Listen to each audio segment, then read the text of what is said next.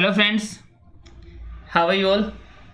कैसे हो सभी दोस्तों? आज की इस वीडियो में हम लोग जो एचटेट का पेपर अभी हुआ था, जिसकी आंसर की रिलीज हो चुकी है, उसके पेपर में जो इंग्लिश का सेक्शन पूछा गया था दोस्तों, उसको डिस्कस करेंगे जी। ठीक है, बहुत ही इंटरेस्टिंग कंसेप्ट्स का यूज हुआ है दोस्तों, और पेपर बहुत अच्छा बनाया गया है। ठीक है, कि एक बच्चे का एक लेवल चेक करने के लिए कि उस बच्चे को इंग्लिश की नॉलेज है या नहीं है जी। ठीक है जी, तो हर एक क्वेश्चन को हम डिस्कस करेंगे विद कंसेप्ट्स, और एक दो क्वेश्चन गलत भी आए इसके अंदर जी। ठीक है, वो भी आपको पता लगेगा कि कैसे गलत आया है जी। ठीक है दोस्तों, तो डिस्कशन स्टार्ट करते हैं फ्रेंड्स। हमारा जो फर्स्ट क्वेश्चन था ना, उसके अंदर हमें क्या करना था दोस्तों, कि हमें अरेंज करना था सेंटेंसेस को जी। क्या करना था दोस्तों, हम लोगों को सेंटेंसेस को अरेंज करना था जी। ठीक है जी, पेन ले लिया था एक बार, रुक जाओ। हाँ जी, अरेंज करना था हम लोगों को। 4 पार्ट गिवन थे दोस्तों, किस पार्ट को किस जगह पे होना चाहिए कि एक सेंटेंस कंप्लीट बन जाए। ठीक है, अब पता बात क्या थी दोस्तों, इस सेंटेंस के अंदर ये हमारा कंडीशनल था और ये क्लोज कंडीशनल है। ठीक है जी, होता क्या है क्लोज कंडीशनल में, जैसे मान लो होता है, मैं सेंटेंस लिखूं एक, इफ ही हैड अवॉइडेड, और आगे सब्जेक्ट और models plus have plus verb की थर्ड फॉर्म यूज कर लेते हैं। लेकिन इसी सेंटेंस को लिखने का एक तरीका और होता है दोस्तों, मैं इसको ऐसे भी लिख पाऊंगा, हैड ही अवॉइडेड। तो आसान भाषा में मैं ये समझाना चाहता हूं दोस्तों, यहाँ पे जब भी कोई कंडीशनल सेंटेंस होता है और उस कंडीशनल सेंटेंस की जो कंडीशन होती है, अगर उसकी हम हेल्पिंग वर्ब सब्जेक्ट से पहले यूज कर लें तो वहां पे इफ को लिखने की जरूरत नहीं पड़ती जी। Understand friend? तो वही यहाँ पे सिस्टम किया गया कि यहाँ पे ही से पहले क्या यूज कर लिया, हैड यूज कर लिया, और यहाँ पे मॉडल प्लस में हैव प्लस वर्ब की थर्ड फॉर्म है जी। तो हमें पक्का पता लग गया कंडीशनल है। अगर हैड आया दोस्तों, तो हैड के लिए हमें वर्ब की कौन सी फॉर्म चाहिए जी, थर्ड फॉर्म चाहिए ना। तो थर्ड फॉर्म किसके अंदर है, फर्स्ट वाले में। तो एक बात क्लियर है कि सर 3 के बाद तो क्या आना है, 1। कन्फर्म हो गया ये वाला। अब देखें 3 के बाद 1 किसके अंदर है, इसके अंदर भी नहीं है, ना ही इसके अंदर है, ना ही इसके अंदर। आंसर हमारा क्या बनेगा दोस्तों, यहाँ पे डी। तो एक छोटी सी बात अगर हमें पता है इसके अंदर, तो भी हम लोग सेंटेंस को ठीक कर लेंगे जी, बिना मीनिंग निकाले जी। राइट जी, बाकी एक बार पूरा बना भी लेते हैं। Had he not resigned we would have been forced to sack him. कहने का मतलब है, अगर वो बंदा खुद से रिजाइन ना करता तो हम लोग उसको फोर्स करते रिजाइन करने के लिए जी। सिंपल सी बात दोस्तों ये जी, ठीक कंडीशन है। ठीक है जी, तो इसका आंसर डी बनेगा जी। नेक्स्ट मूव करते हैं दोस्तों। नेक्स्ट सेंटेंस हमारा फिलिंग द ब्लैंक्स है, इसके अंदर हमें फिलिंग द ब्लैंक्स करना दोस्तों। करते हैं, देखो, डैश दे स्लेप्ट साउंडली। बेसिकली बात यहाँ पे देखिए, बात चेक करनी है आप लोग, कोमा यूज हुआ है जी, कोमा। इट मीन्स कंजंक्शन यहाँ पे एंड नहीं होगा, कंजंक्शन की स्टार्टिंग हमारे बिगिनिंग से हुई है जी। मतलब इस सेंटेंस की जो बिगिनिंग है वो एक कंजंक्शन से होगी दोस्तों, सिर्फ आपको ये पता लगाना था। तो इस छोटी सी बात की बदौलत हमारा जो सी ऑप्शन है वो गलत हो जाएगा। क्यों? क्योंकि इसके लास्ट में क्या यूज कर रखा है, दैट। अगर यहाँ पे दैट होता ना, तो यहाँ पे किसकी जरूरत नहीं पड़ती दोस्तों, आप लोगों को कोमा की जरूरत नहीं पड़ती जी। Right friend? अब देखते हैं इसके अंदर, ए ऑप्शन कह रहा है हॉट दो वर्स द नाइट एयर। अब देखो एक बात समझना दोस्तों, यहाँ पे है क्या कि जो नाइट एयर है वो सब्जेक्ट है सेंटेंस का, और वो यहाँ पे क्या है, वर्ब है। अब मान लो सब्जेक्ट से पहले वर्ब या हेल्पिंग वर्ब आ जाती है ना, तो सेंटेंस को वो इंटरोगेटिव बना देती है।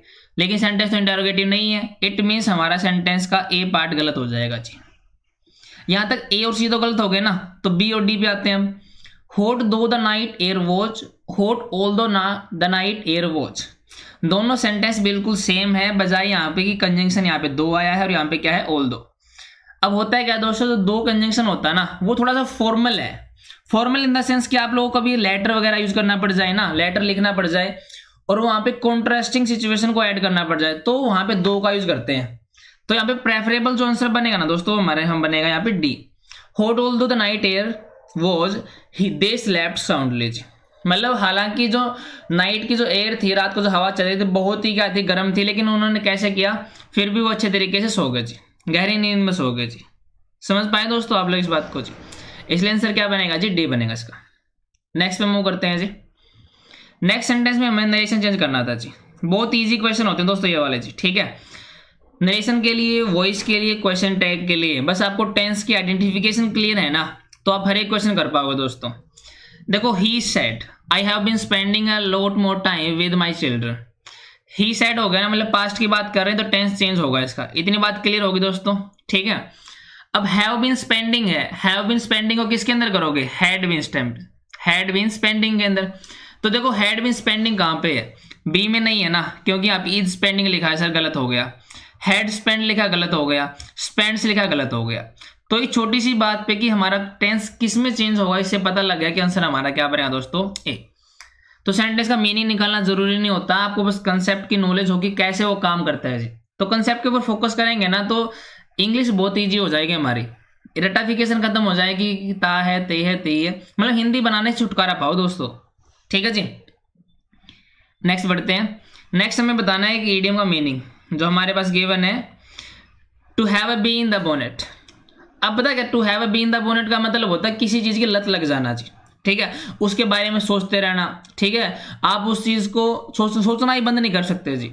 कई होता है ना, कईयों को प्यार में लोग अंधे हो जाते हैं कि हर जगह वही दिखाई पड़ती है, तो वो क्या कंडीशन होती है, बी इन द बोनेट होती है, ठीक है।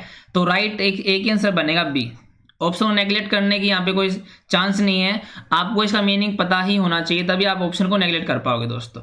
तो something you are obsessed with, obsess का मतलब ऑब्सेशन होना, लत होना उस चीज की जी, ठीक है जी। नेक्स्ट देखते हैं दोस्तों। नेक्स्ट सेंटेंस हमारे पास है फिलर का जी, फिल इन द ब्लैंक हम करना दोस्तों। Who dash was coming to see me this morning. बहुत ही प्यारा क्वेश्चन है, बहुत ही जबरदस्त क्वेश्चन दोस्तों। एक छोटी सी बात बताओ ना आप लोगों को, एक छोटी सी बात की बदौलत आप लोग क्वेश्चन को ठीक कर ला जाओगे जी, ठीक है। पहली बात तो ये सेंटेंस हमारा किस टाइप का है जी, इंटरोगेटिव है सर। इंटरोगेटिव का मतलब हो गया सब्जेक्ट से पहले आप लोगों को क्या यूज करनी पड़ेगी जी, हेल्पिंग वर्ब, है कि नहीं है यार, बिल्कुल सर। तो इस हिसाब से हमारा ए गलत हो गया और सी गलत हो गया जी। क्वेश्चन हमारा इंटरोगेटिव बनाने के लिए आपको सब्जेक्ट से पहले हेल्पिंग वर्ब यूज करनी ही पड़ेगी, तो इस हिसाब से हमारा ए और सी गलत हो गए जी। अब एक बात और अगर आपको पता हो ना कि जो हु है यहाँ पे दोस्तों वो हमारा रिलेटिव प्रोनाउन है, रिलेट करने का काम है कि जिसको तुमने कहा है या जो जिसकी भी बात चल रही है ना, वो बंदा आने वाला है मुझे मिलने इस मॉर्निंग को। तो जो रिलेटिव प्रोनाउन होते हैं ना दोस्तों, वो भी सेंटेंस में किसका काम करते हैं, कंजंक्शन का काम करते हैं जी। इट मीन सेंटेंस में कंजंक्शन की जरूरत नहीं पड़ेगी, तो हम लोग दैट को यूज क्यों करेंगे यहाँ पे, तो इसलिए आंसर हमारा क्या है, डी भी गलत हो जाएगा। तो आंसर क्या बनेगा दोस्तों, बी। तो दो छोटी छोटी बातें आपको पता हो ना, बिल्कुल बेसिक नॉलेज अगर आपको पता है ना, सेंटेंस को ठीक कर ले जाओगे जी। अदरवाइज बहुत कॉम्प्लिकेटेड बनता है सेंटेंस हमारा जी, कि सेंटेंस इंटरोगेटिव है तो हमें हेल्पिंग वर्ब चाहिए और रिलेटिव प्रोनाउन कंजंक्शन का भी काम करते हैं, इसलिए हमें किसी और कंजंक्शन की जरूरत नहीं है जी, क्योंकि दो सेंटेंस को जोड़ने के लिए एक ही कंजंक्शन बहुत है। अगर तीन होते ना तो मान लेते हैं वहां पे कंजंक्शन की जरूरत दो पड़ जाती है जी। क्लियर होगा ना, क्योंकि वॉज कमिंग और से दो ही वर्ब है, इट मीन्स दो ही प्रेडिकेट, दो ही क्लोज इसके अंदर जी, ठीक। दो क्लोज को जोड़ने के लिए एक ही कंजंक्शन इनफ है, जो क्या काम बनेगा हमारा, हु कर देगा जी, राइट फ्रेंड। तो आगे बढ़ते हैं जी। नेक्स्ट सेंटेंस में हमें फिल करना है जी, बहुत अच्छा क्वेश्चन है ये भी। देखो क्या कह रहा है इसके अंदर, she is one of the few people dash, मतलब हमें फिल करना, बहुत ही अच्छा क्वेश्चन है। मतलब मैं तो कहूंगा कि जो आपकी 15 क्वेश्चन आए ना, सबसे मुश्किल आप इसको कह सकते हो जी, ठीक है। लेकिन मुश्किल नहीं कहेंगे इसको, बहुत इजीली तरीके से करेंगे। एक्चुअल में जो इसका आंसर बनना चाहिए ना, आंसर बनना चाहिए that I look up to, जो एक्चुअल ग्रामर कहती है जी, that I look up to. होता क्या है, हमें यहाँ पे जो प्रोनाउन यूज करना है ना, द फ्यू पीपल के लिए करना है, और द फ्यू पीपल यहाँ पे टोटल की बात कर रहे हैं दोस्तों, मतलब उस डेफिनेट नंबर के बारे में बात कर रहे हैं दोस्तों हम लोग, क्योंकि द फ्यू द लिटिल हम लोग उस चीज के बारे में बात करते हैं जहाँ पे सब चीजों के बारे में बात चल रही है जो वहां पे थे जी, ठीक है जी। और द फ्यू हमारा किससे फॉलो होता है दोस्तों, दैट से जी। तो दैट से आंसर बनना चाहिए था, लेकिन दैट यहाँ पे नहीं है, लेकिन हमें तो सही निकालना पड़ेगा। अब देखा जाए ना, यहाँ पे बी आप लोगों ने हुज लिखा है, हुज का यूज आप तभी करोगे इंग्लिश में जब आप लोगों को पोजेशन दिखाना दोस्तों। क्या दिखाना है जी, पोजेशन। अब ये क्या होता है सर, जैसे मैंने कहा हुज बुक, क्या कहा मैंने, हुज बुक। अब हुज बुक का मतलब समझ रहे हो ना, हुज बुक का मतलब बुक किसकी है जी, बात समझ रहे हो ना। हुज का मतलब पोजेशन के लिए जी, तो पोजेशन की तो बात चल ही नहीं रही यहाँ पे, इट मीन्स हमारा बी गलत हो गया। समझ में आई बात। अब अगर आपको रिलेटिव प्रोनाउन की थोड़ी सी नॉलेज है ना कि हु कहाँ पे आता, हुम कहाँ पे आता, तो यहाँ पे हु की नीड नहीं, यहाँ पे हुम आना चाहिए हमारा। क्यों आना चाहिए सर? अब देखो दो तरीके हम लोगों ने क्लासेस में किए थे। एक तरीका तो ये देखो, इसके अंदर एक हमारे पास वर्ब ये है, इस वर्ब का सब्जेक्ट आपके पास ये है, एक वर्ब ये आपके पास और इसका सब्जेक्ट ये है, तो इस हिसाब से दो सब्जेक्ट हो गए आपके पास, दो ही वर्ब हो गई। इट मीन सब्जेक्ट वर्ब का पेयर कंप्लीट है, एक्स्ट्रा सब्जेक्ट नहीं चाहिए। तो यहाँ पे आप लोग किससे कनेक्ट करते हैं? उसको हुम से कनेक्ट करते हैं दोस्तों, ठीक है। क्योंकि अगर हु यूज करोगे ना तो आपको उसको किसी वर्ब का सब्जेक्ट बनाना पड़ेगा, और ये किसी वर्ब का सब्जेक्ट बन ही नहीं सकता यहाँ पे, तो इसलिए हमारा ए भी गलत हो गया। जब ए गलत हो गया तो डी गलत होना ही है, क्योंकि इसमें एक ऑप्शन आ गया तो डी भी गलत। तो आंसर हमारा क्या बनेगा यहाँ पे? I look up to. अब कई बच्चों के मन में क्वेश्चन आएगा, सर यहाँ पे तो कोई कंजंक्शन यूज ही नहीं किया, कुछ तो जोड़ने के लिए चाहिए ना। अब होता क्या है दोस्तों, यहाँ पे हुम आना था हमारा, आंसर क्या आना था? हुम या दैट। एक्चुअली दैट ही बनेगा, लेकिन मान लो मैं हुम से आंसर बनाता हूं मैं, तो जब कभी भी कोई भी हमारा रिलेटिव प्रोनाउन आगे आने वाली वर्ब का ऑब्जेक्ट होता है ना, तो उसको कई बार हम ओमिट कर देते हैं जी। क्या कर देते हैं? ओमिट, मतलब उसको हटा देते हैं, जरूरी नहीं होता लिखना, और सेंटेंस हमारा क्या होता है? सही होता है जी। तो उसी केस से हमारा ये क्या बनेगा? सी राइट आंसर बनेगा जी। राइट फ्रेंड, आगे बढ़ते हैं। ये हमारा क्वेश्चन है एडवर्ब वाले कंसेप्ट से दोस्तों, ठीक है। ग्रामेटिकली आपको करेक्ट बताना सेंटेंस कौन सा था। पहली बात तो आपको ये जानने की जरूरत है दोस्तों कि जो नो सूनर होता है ना, उसका पेयर किससे होता है? देन से होता है। अगर छोटी सी बात भी पता है ना, आप सेंटेंस को कर ले जाओगे जी। नो सूनर आ गया, नो सूनर का पेयर एंड से नहीं होता भैया, सेंटेंस क्या हो गया हमारा? गलत। नो सूनर आ गया, सेंटेंस का पेयर देन से होता है, हो सकता है सही हमारा। नो सूनर आ गया सर, नो सूनर का पेयर हमारा इस देन से नहीं होता, क्योंकि ये देन तो इंग्लिश में तब यूज करते जो आपको किसको रेफर करना दोस्तों? टाइम को। और नो सूनर का पेयर ही नहीं लिखा इसके अंदर, तो ये वैसे ही गलत होना है। तो इस हिसाब से आंसर तो हमारा क्या बनेगा दोस्तों? बी, ठीक है। तो एक तरीका तो ये था। बाकी एक बात ध्यान रखोगे, जब भी कोई नेगेटिव एडवर्ब है, हार्डली है, स्कार्सली है, ठीक है, नो सूनर है, अगर ये सेंटेंस के स्टार्टिंग में आए ना तो इन्वर्जन करेंगे। इन्वर्जन का मतलब होता है दोस्तों कि आपको सब्जेक्ट से पहले क्या यूज करनी पड़ेगी? हेल्पिंग वर्ब यूज करनी पड़ेगी। क्या यूज करने पड़ेगी दोस्तों? Helping verb. आप लोग इससे समझना, जैसे मान लो मैंने एक सेंटेंस लिखा, आई हार्डली मेक मिस्टेक्स। मान लो एक सेंटेंस हो गया कि मैं कभी कभी ही मिस्टेक करता, बिल्कुल ना के बराबर। और हमें पता है बिल्कुल ना के बराबर यहाँ पे मीनिंग कौन दे रहा हमारा? हार्डली, जो कि एक एडवर्ब है। इसी सेंटेंस को मैं ऐसे भी लिख पाऊंगा दोस्तों, हार्डली। अब नेगेटिव एडवर्ब से स्टार्टिंग होगी सेंटेंस की, इसकी हेल्पिंग यूज करनी पड़ेगी, तो डू यूज कर लो, hardly do I make mistakes. तो सेंटेंस का मीनिंग सेम ही है दोस्तों, मीनिंग चेंज नहीं हुआ, बस लिखने का तरीका बदल गया दोस्तों, ठीक है ना। तो यहाँ पे hardly do I make mistake भी सही है और आई हार्डली मेक मिस्टेक्स भी सही है जी। तो ये बात ध्यान रखोगे, सेंटेंस की अगर स्टार्टिंग नेगेटिव एडवर्ब से होगी ना, हार्डली है, स्कार्सली है, नो सूनर है, तो आपको इन्वर्जन करेगा। इन्वर्जन का मतलब सब्जेक्ट से पहले आपको क्या यूज करनी पड़ेगी दोस्तों? हेल्पिंग वर्ब जी। मतलब ये लिखने का एक तरीका होता है, आप लोगों को जब इन्वर्टेड फॉर्म लिखनी है, ठीक है, आपको इंपॉर्टेंस उस एडवर्ब से देनी है जी, ठीक है जी, इसलिए हम लोग इन्वर्जन यूज करते हैं जी। राइट फ्रेंड, आगे बढ़ते हैं फिर। ये जो क्वेश्चन पूछा गया ना दोस्तों हमारे एग्जाम में, ये क्वेश्चन ही गलत है जी। मतलब इसका आंसर एक्चुअल में कौन सा ही नहीं हो सकता, लेकिन हमें चार में से एक आंसर तो निकालना पड़ेगा जी। देखो क्या कह रहा है, ऑफ द टू नॉवेल्स, ठीक है, दिस इज डैश। अब इसने क्या दे दिया यहाँ पे? मोर दे दिया आंसर, क्योंकि दो नोवेल में तो एक ही बात हो रही है। इट मीन्स हमें सिलेक्ट करना है एक का, तो अकेली इंटरेस्टिंग नहीं आएगी, क्योंकि ये होती पॉजिटिव डिग्री। इंटरेस्टेड क्या होता है? दिस इज इंटरेस्टेड कैसे लिखाओगे? वो चीज किसमें इंटरेस्टेड, वैसे गलत है दोस्तों। मच इंटरेस्टिंग भी हमारी पॉजिटिव में काउंट होगी दोस्तों। अब एक बात ध्यान रखना, बात जब एक ही बंदे की हो या एक ही चीज की हो ना, तब हम पॉजिटिव डिग्री यूज करते हैं, लेकिन यहाँ पे तो बात कितने की? यहाँ पे दो की, तो रिलेशन बन रहा है, तो कंपैरेटिव यूज करनी पड़ेगी। हालांकि आंसर होना चाहिए यहाँ पे the more interesting, actual answer जो बनेगा दोस्तों, लेकिन वो हमारे पास कोई ऑप्शन नहीं है, तो हम लोग किसको टिक करेंगे? यहाँ पे मोर इंटरेस्टिंग को टिक करना पड़ेगा जी। लेकिन एक्चुअल आंसर हमारा बनेगा ये द मोर इंटरेस्टिंग। क्यों? क्योंकि हमारा सिलेक्शन की बात हो रही है। एक एक्चुअली में कंसेप्ट होता है कि जब भी कोई कंपैरेटिव डिग्री हमारी सिलेक्शन के लिए यूज करोगे ना, या रिलेटिव इंक्रीज या डिक्रीज के लिए यूज करते हैं, तो वहां पे द आर्टिकल लेते हैं, ठीक है। तो वही वाला कंसेप्ट है ये, समझ पाए ना। The more interesting actual answer बनेगा इसका, लेकिन नहीं हमारे पास, इसलिए बी राइट टिक करोगे आप लोग। नेक्स्ट बढ़ते हैं दोस्तों। फिर हमारा है फिल इन द ब्लैंक। ये भी बहुत सारे बच्चों को कंफ्यूज किया इसने। ठीक है, मेरे पास मैसेज ही आए व्हाट्सएप पे कि सर आंसर बता दीजिए। देखो हम लोग आंसर बताते हैं इसका। The growing number of visitor dash the footpaths. अब देखो बात समझना, हमें पता सभी को यहाँ पे वर्ब फिल करनी दोस्तों, और जो सेंटेंस में वर्ब आती है ना वो आती है सब्जेक्ट के अकॉर्डिंग। हमें पता है सर सब्जेक्ट के अकॉर्डिंग आएगी, लेकिन ऑफ तो क्या है प्रीपोजिशन, इसके बाद ये तो क्या बनेगा ऑब्जेक्ट। और हमें पता द आर्टिकल किसके लिए आया है, नंबर के लिए, और ग्रोइंग भी किसके लिए, नंबर के लिए। इट मीन जो एक्चुअल सब्जेक्ट है ना वो हमारे यहाँ पे क्या दोस्तों, नंबर है जी। अब जो नंबर होता है ना कोई भी एक सिंगुलर ही काउंट होगा हमेशा। तो एक बात तो क्लियर होगी सर सिंगुलर वर्ब आएगी, तो वर्ड डैमेज और आर डैमेजिंग गलत हो गया। ठीक है, अब काम को करने वाला नंबर ही है, यही तो काम कर रहा है, यही तो काम करेगा, तो वॉज डैमेज गलत हो जाएगा। अगर वॉज डैमेज आंसर बनाओगे ना इसका मतलब नंबर हमारा डैमेज हो गया। नहीं सर, वो नंबर डैमेज नहीं हुआ बल्कि नंबर ने डैमेज किया है, तो पैसिव वॉइस भी यूज नहीं कर पाओगे आप। आंसर तो बनेगा इज डैमेजिंग भैया। बाकी एक बात समझेंगे आप लोग, जो द नंबर होता है ना, अगर सेंटेंस में द नंबर यूज हो जाए या ए नंबर यूज हो जाए, जो द नंबर होता है ना इसमें हम लोग पर्टिकुलर नंबर के बारे में बात करते हैं।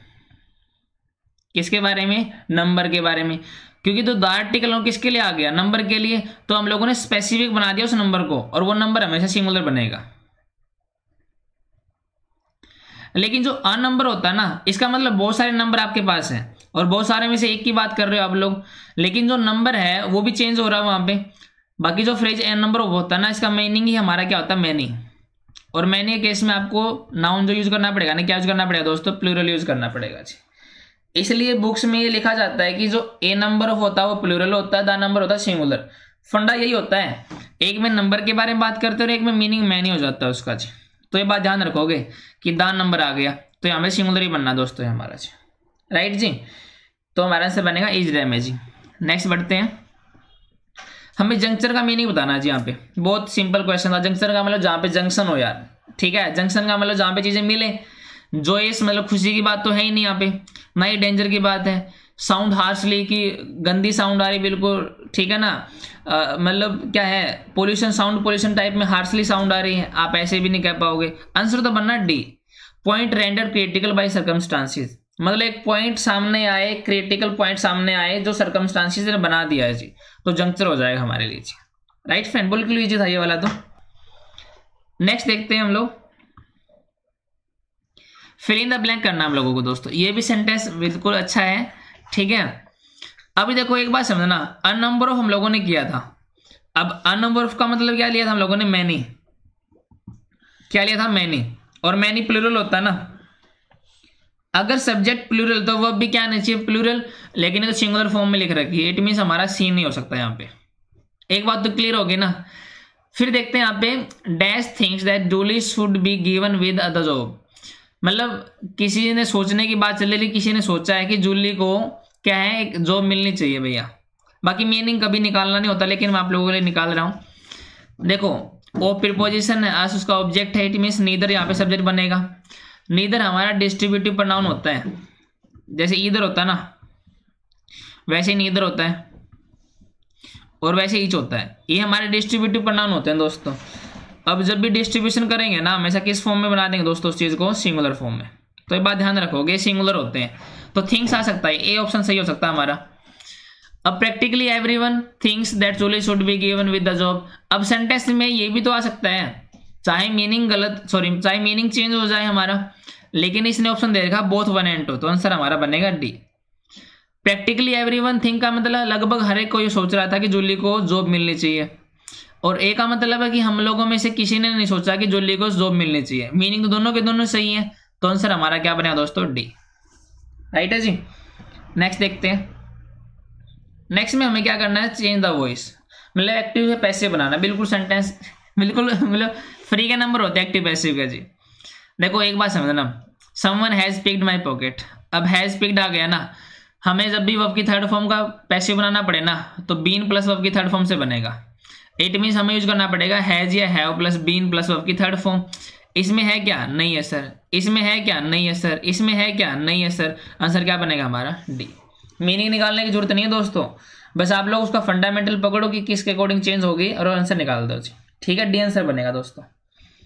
नेक्स्ट देखो, फिर नेक्स्ट में क्या करना है, हमें फिलिंग फाइंड द एरर करना है, एरर फाइंड करना है। अच्छा सेंटेंस है ये, दैट्स ट्वाइस, मतलब दूसरी बार हुआ है। I have been forgetting to bring my diary to work this week, मतलब इस हफ्ते में दूसरी बार हो गया, मतलब वो काम कंप्लीट हो गया भैया, ठीक है। लेकिन आप तो अभी भी इसको इनकम्प्लीट बना रहे हो। अगर किसी सेंटेंस में आईएनजी यूज की, इट मीन्स वो इनकम्प्लीट फॉर्म है, लेकिन आप तो कह रहे हो कि भूल गया वो, तो कंप्लीट करना पड़ेगा ना। इट मीन्स ये फॉरगेटिंग में गलती है, तो हमारा आंसर कहाँ पे बनेगा, बी में। एक तरीका तो ये था दोस्तों, ठीक है। और एक तरीका होता है जो फॉरगेट होता है ना, वो हमारी टाइम टेकिंग वर्ब नहीं होती, एक स्टेट होती है हमारे माइंड की दोस्तों। क्या होती है, माइंड की एक स्टेट होती है ना, और जितनी भी स्टेट्स होते हैं ना माइंड के, वो कभी आईएनजी फॉर्म में आती भी नहीं है। तो हम लोग क्या यूज करना पड़ेगा, फॉरगेट ही करना पड़ेगा, आई हैव फॉरगॉटन, ठीक है जी। और कहीं पे देखने की जरूरत नहीं है जी, तो बी आंसर बनेगा हमारा दोस्तों। और बाकी इसने कह भी दिया दैट इज ट्वाइस, मतलब ये दूसरी बार हुआ है जी। और ये ट्वाइस यहाँ पे एक्चुअली में रिजल्ट आ गया, दूसरी बार हो गया ना। और रिजल्ट कब आता है, जब कोई एक्शन कंप्लीट हो जाता है। और जितने भी एक्शन कंप्लीट होते हैं ना इंग्लिश में, वो हमेशा कहाँ लिखे जाते हैं, परफेक्ट में। लेकिन आपने परफेक्ट कंटिन्यूस में लिख रखा है इसको जी, ठीक है, इसलिए आंसर हमारा बी बनेगा। नेक्स्ट देखते हैं दोस्तों, नेक्स्ट में हमें करना है फिलर, मतलब present perfect continuous tense use करना है। बिल्कुल फ्री का नंबर था दोस्तों, एक ही सेंटेंस था प्रेजेंट परफेक्ट कंटिन्यूस का, हैज बीन स्लीपिंग। अगर बीन स्लीपिंग लगा दोगे ना तो हैज चाहिए यहाँ पे, हेल्पिंग तो आई नहीं, तो बी नहीं, सी नहीं हो सकता। इज स्लीपिंग प्रेजेंट कंटिन्यूस हो जाएगा, बीन स्लेप्ट कोई सेंस ही नहीं बनी, ठीक है ना, तो गलत हो जाएगा। तो आंसर क्या बनेगा, डी। नेक्स्ट हमारा सेंटेंस एरर फाइंड करना दोस्तों, हम लोगों को क्या करना है इसके अंदर, एरर। देखो अच्छा सेंटेंस दोस्तों, मीनिंग समझाता हूँ पहले के बाद सेंटेंस का। The world supply of oil is soon running out.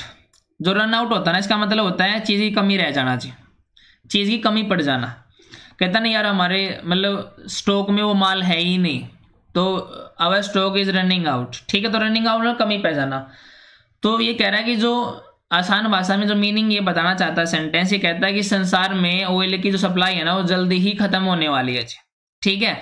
लेकिन अब देखो यहाँ पे जो इस सेंटेंस ने मीनिंग बनाया वो क्या है, यहाँ पे कहता है वर्ल्ड सप्लाई, मतलब वर्ल्ड की जो सप्लाई है, किसकी है, वर्ल्ड की सप्लाई। और सप्लाई किसकी, ऑफ ऑयल।